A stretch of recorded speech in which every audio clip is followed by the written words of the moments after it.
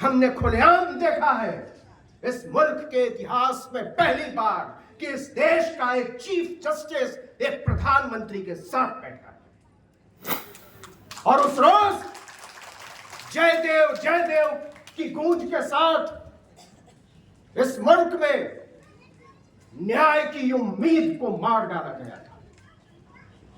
गया था उन सपनों को जो हमारी और आपकी आंखों में बराबरी के साथ पलते हैं।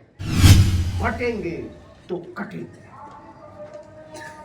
लेकिन उनके दिल में क्या है आपको चेतावनी देना चाहता, और वो चेतावनी ये है कि अगर बटोगे तो झांसी के अस्पताल की तरह जलो। हमारी लड़ाई हर उस अंधेरे के खिलाफ है जो हमारी जिंदगी में अंधेरा भर देना चाहती है, और हम ऐलान करना चाहते हैं कि किसी बत्ती के गुम हो जाने से, किसी माइक के बंद हो जाने से, किसी हॉल के छीन लिए जाने से और किसी व्यवस्था के विरोधी हो जाने से ये लड़ाई बंद नहीं होगी, रुकेगी नहीं। लोकतंत्र से लेकर न्याय तक, संविधान से लेकर आरक्षण और जातीय जनगणना तक, केवल इतना ही नहीं, बटोगे तो कटोगे से लेकर झांसी के अस्पताल में झुलस कर मरे बच्चों तक। चर्चित और बेबाक पत्रकार नवीन कुमार जब दरभंगा पहुंचे तो सब मुद्दों पर जमकर गरजे। ऐसा गरजे कि शहर के लहरियासराय स्थित परिसदन में श्री कृष्ण चेतना मंच के वार्षिक सम्मेलन में आई भीड़ तालियां मारते थकते नहीं थकी। आपको बता दें कि इस प्रकार का कार्यक्रम श्री कृष्ण चेतना मंच के बैनर तले हर वर्ष उसके स्थापना दिवस के उपलक्ष्य में आयोजित किया जाता है। इस बार भी जेएनयू से लेकर दरभंगा तक के राजनीतिक, शैक्षणिक और प्रशासनिक लोगों की मौजूदगी में इस कार्यक्रम का सफल आयोजन हुआ, जिसकी आप ये तस्वीरें देख पा रहे हैं। हमारी लड़ाई हर उस अंधेरे के खिलाफ है जो अन्याय की हिमायती है, जो गैर बराबरी की हिमायती है, जो हिमायती है गैर लोकतांत्रिकता की। हमारी लड़ाई हर उस अंधेरे के खिलाफ है जो हमारी जिंदगी में अंधेरा भर देना चाहती है, और हम ऐलान करना चाहते हैं कि किसी बत्ती के गुम हो जाने से, किसी माइक के बंद हो जाने से, किसी हॉल के छीन लिए जाने से और किसी व्यवस्था के विरोधी हो जाने से ये लड़ाई बंद नहीं होगी, रुकेगी नहीं। कोई नए नहीं है, हमें ऐसे मुश्किलात की आदत है,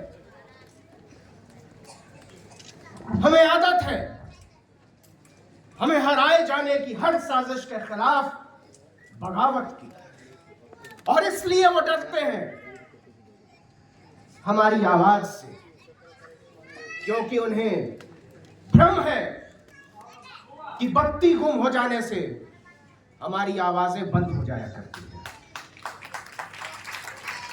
लेकिन इसके पहले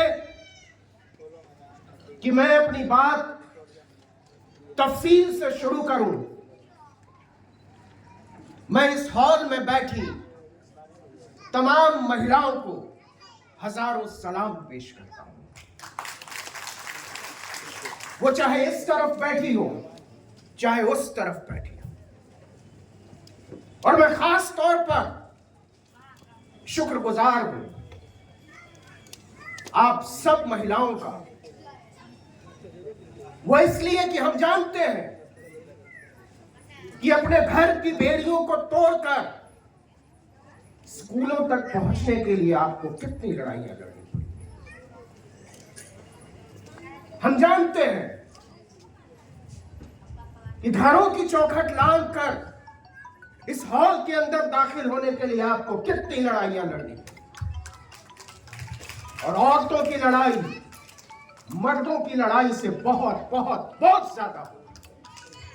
तो सलाम उन तमाम औरतों को जो कलम के लिए लड़ी। सलाम उन तमाम औरतों को जो कुदाल के लिए लड़ी। सलाम उन तमाम औरतों को जो लड़ी अपने सपनों को जिंदा रखने।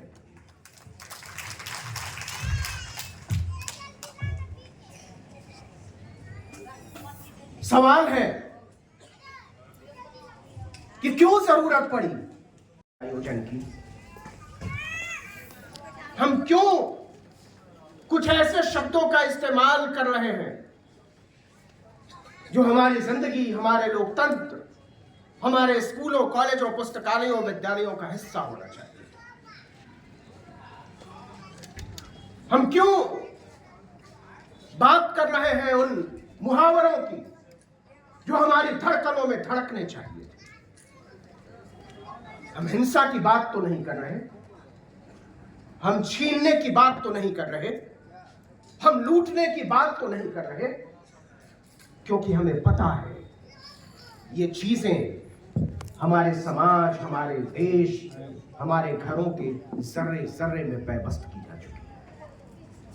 हम किन चीजों की बात करते हैं? हम उन चीजों की बात करते हैं जो हमारी जिंदगी में नहीं होती। इसलिए सबसे ज्यादा हम अपने सपनों की बात करते हैं, सबसे ज्यादा हम अपने इरादों की बात करते हैं, सबसे ज्यादा हम अपनी मंजिलों की बात करते हैं, उन मंजिलों तक पहुंचने के रास्तों की बात करते हैं। तो क्या गुम हो गया हमारी जिंदगी से? हम किन शब्दों का इस्तेमाल कर रहे हैं और हम किन शब्दों को रिक्लेम करने की कोशिश कर रहे हैं, मतलब उसको फिर से हासिल करने की कोशिश कर रहे हैं। क्या छीना गया? हम बात कर रहे हैं लोकतंत्र की, जमहूरियत की। होना चाहिए, हम मानते हैं कि है, लेकिन क्या वो है? हम बात कर रहे हैं संविधान की। किताबें बताती हैं कि यह देश संविधान के रास्ते पर चल रहा है, तो क्या चल रहा है? हम बात कर रहे हैं न्याय की, तो क्या इस देश की अदालतें वाकई में न्याय कर रही हैं? मैं आपका भी जवाब जानता हूं और अपना भी जवाब जानता हूं। तो सवाल है कि जिन लोगों को जवाब देना था वो कहां बैठे, और कहां बैठे हैं से ज्यादा बेहतर सवाल होगा किन लोगों के साथ बैठे। हमने खुलेआम देखा है इस मुल्क के इतिहास में पहली बार कि इस देश का एक चीफ जस्टिस एक प्रधानमंत्री के साथ बैठा है, और उस रोज जय देव की गूंज के साथ इस मुल्क में न्याय की उम्मीद को मार डाला गया था, मार डाला गया था उन सपनों को जो हमारी और आपकी आंखों में बराबरी के साथ पलते हैं। हमने देखा है कि महाराष्ट्र से लेकर झारखंड तक के चुनाव अभियानों में कौन से नारे लगाए जा रहे हैं? बटेंगे तो कटेंगे। लेकिन उनके दिल में क्या है, आपको चेतावनी देना चाहता हूं, और वो चेतावनी यह है कि अगर बटोगे तो झांसी के अस्पताल की तरह जलोगे। तो मैं क्यों कह रहा हूं कि बटना नहीं? क्या वाकई वो किसी बंटवारे के खिलाफ है? हम सब जानते हैं कि आरएसएस के मुख्यालय पर किन लोगों ने झंडा नहीं लगाया। हम सब जानते हैं इस देश की सत्ता पर वो लोग काबिज हैं जिन्होंने संविधान से नफरत की, और आज वो हमें देश प्रेम सिखा रहे हैं, आज राष्ट्रवाद सिखा रहे हैं, आज वो प्रमाण पत्र बांट रहे हैं। तो क्या हम इसको स्वीकार कर लेंगे? क्या हम इस पर कोई सवाल नहीं उठाएंगे? क्या हम इस पर बात करना बंद कर देंगे? क्या हम इससे डर जाएंगे? सवाल ही नहीं उठता किसी भी कीमत पर नहीं। अब विषय पर आते हैं। कि जातिगत जनगणना आदमी की गिनती।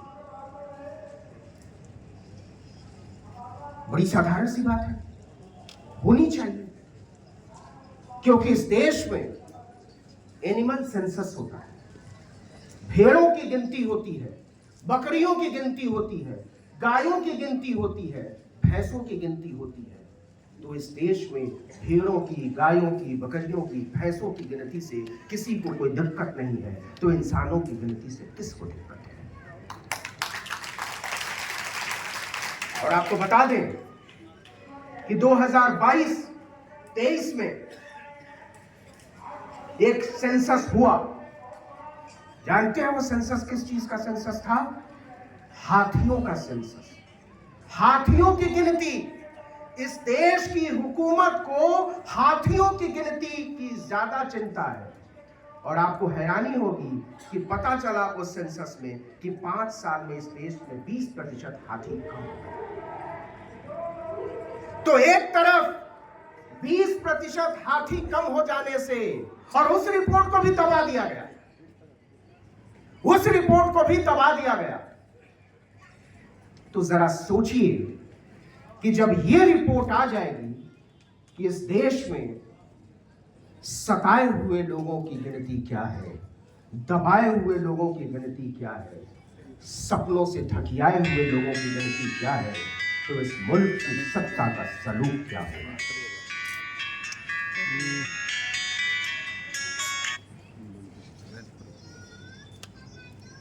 और क्यों गिनती की जरूरत है, इसको भी समझते हैं। एक रिपोर्ट छपी, मैंने इंडियन एक्सप्रेस में पढ़ा,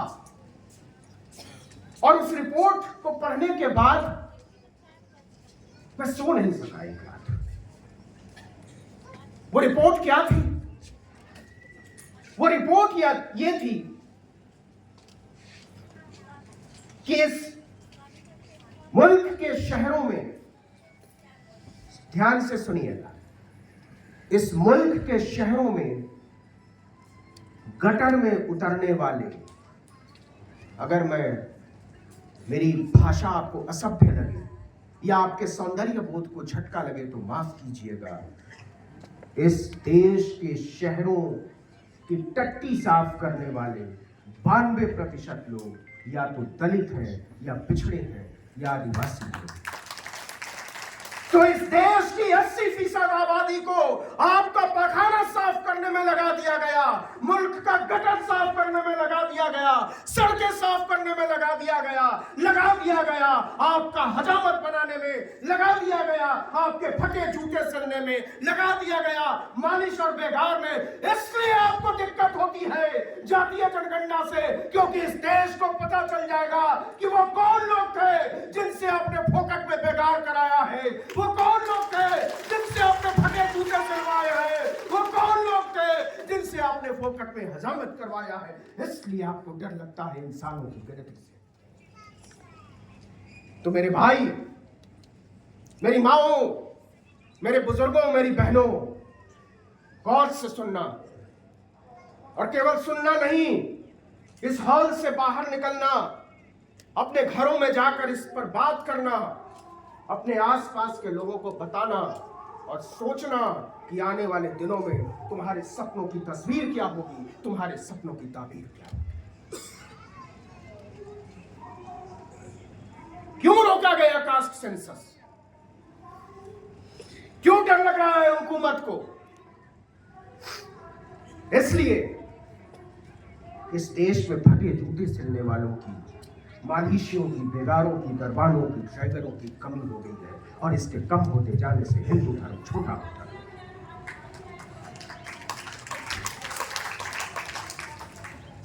तो इसलिए लड़ाई लंबी है, और लंबी से ज्यादा तिरछी है। तिरछी इसलिए है कि आप अपना हक न मांग सको, इसकी पूरी तैयारी हो चुकी। आप फोकट में काम करने के लिए तैयार रहो, इसकी पूरी तैयारी हो चुकी है। आपके दिमाग में भर दिया गया है कि आपका जिंदा रहना आपकी जिंदगी पर एहसान है। इस देश में लंगर की व्यवस्था बनाई जा रही है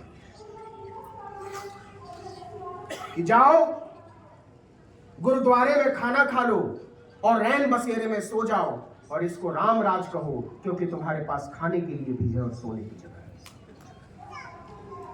तो सवाल है कि क्या हम इस राम राज को कबूल करेंगे? क्या हम रैन बसेरे और लंगर की व्यवस्था को न्याय मानने को तैयार हैं? क्या हम इसको बराबरी मानने को तैयार हैं? क्या हम इसको इंसाफ मानने को तैयार हैं?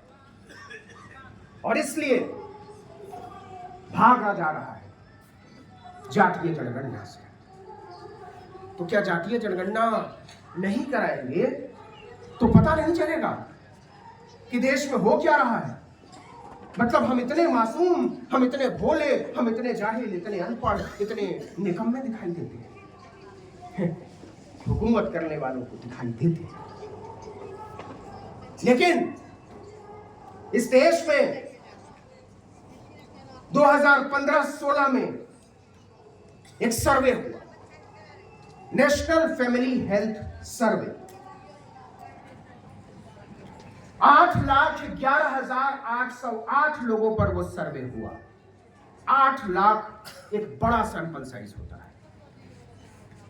15 साल से 54 साल के लोगों को उसमें शामिल किया गया।